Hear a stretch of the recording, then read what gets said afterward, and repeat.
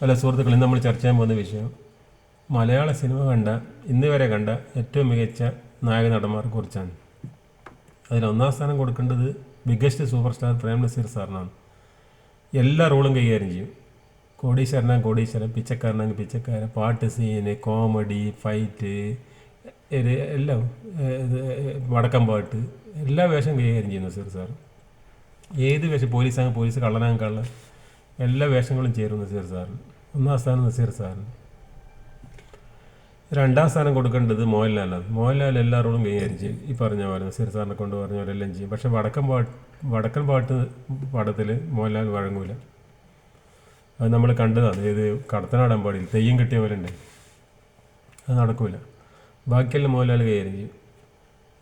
മോഹൻലാലിന്. മൂന്നാം സ്ഥാനം കൊടുക്കേണ്ടത് സത്യമാഷ്ക്കാണ്. സത്യമാഷ്ക്ക് പരിമിതികളുണ്ട്. സത്യമാഷ് എല്ലാ റോളും നടക്കില്ല. കോമഡി പറ്റൂല, പാട്ട് സീൻ ഇല്ലാത്ര പോരാ. പിന്നെ ഭാവാഭിനയവും ഡയലോഗും ഇതെല്ലാം കൊണ്ട് സത്യമാഷ്ക്ക് മൂന്നാം സ്ഥാനം. നാലാം സ്ഥാനം കൊടുക്കേണ്ടത് മമ്മൂട്ടിക്കാണ്. മമ്മൂട്ടി സത്യമാഷയുടെ വേറൊരു കോപ്പിയാണ്. അതേപോലെ തന്നെ പരിമിതികളുണ്ട്. കോമഡി പറ്റില്ല, പിന്നെ എല്ലാ റോളും ചെയ്യാൻ കഴിയില്ല മമ്മൂട്ടിക്ക്. ചില പ്രത്യേക റോള് മാത്രമേ പറ്റുള്ളൂ. എന്നാലും ഒരുവിധം എടുക്കും. പക്ഷേ ഈ കോമഡി വഴങ്ങൂല. പിന്നെ കോടീശ്വരനായിട്ട് അഭിനയിക്കാൻ പറ്റും, പിച്ചക്കാരനായിട്ട് അഭിനയിക്കാൻ പറ്റില്ല. അങ്ങനെയെല്ലാം കുറേ വ്യത്യാസങ്ങളുണ്ട്. മമ്മൂട്ടിക്ക് 4ാം സ്ഥാനം. 5ാം സ്ഥാനം കൊടുക്കേണ്ടത് സോമേട്ടനാണ്.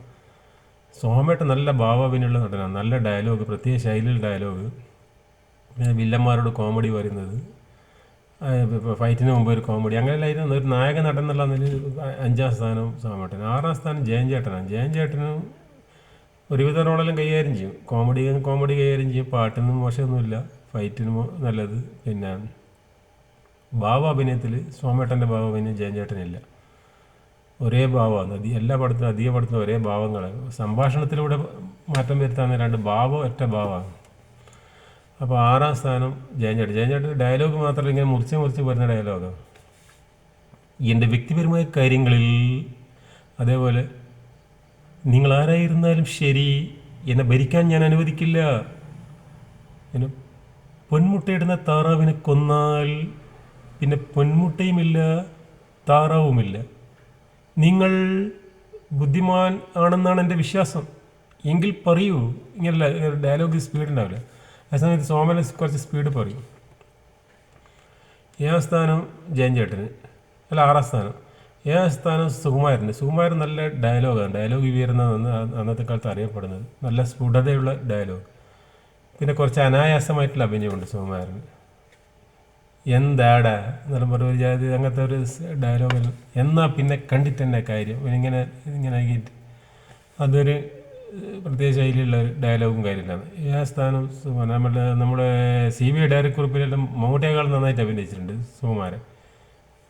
അതിപ്പം കാണുമ്പോൾ മനസ്സിലാവും. സുകുമാരനും മമ്മൂട്ടിയായിട്ട് സംഭാഷണത്തിൽ സുകുമാരൻ്റെ ശൈലി വേറെ തന്നെയാണ്. മമ്മൂട്ടിൻ്റെ അത്ര സുകുമാരൻ്റെ അടുത്ത് വെച്ച് നോക്കുമ്പോൾ ആ പടത്തിൽ സുകുമാരനെ ഷൈൻ ചെയ്ത്.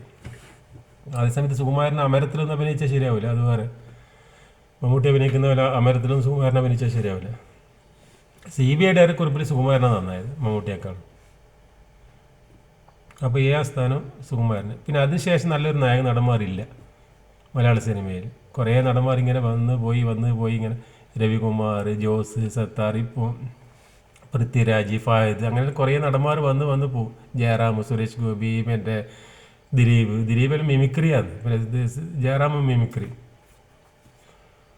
ഈ വീഡിയോ എല്ലാവർക്കും ഇഷ്ടപ്പെട്ടെങ്കിൽ സബ്സ്ക്രൈബ് ചെയ്യണമെന്ന് റിക്വസ്റ്റ് ചെയ്യുന്നു.